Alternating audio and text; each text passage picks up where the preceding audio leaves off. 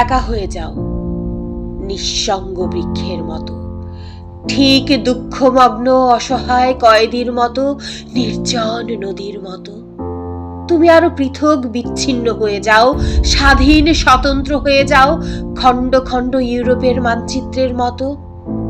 একা হয়ে যাও, সব সঙ্গ থেকে, উন্মাদনা থেকে, আকাশের সর্বশেষ উদাস পাখির মতো, নির্জন নিস্তব্ধ মৌন পাহাড়ের মতো।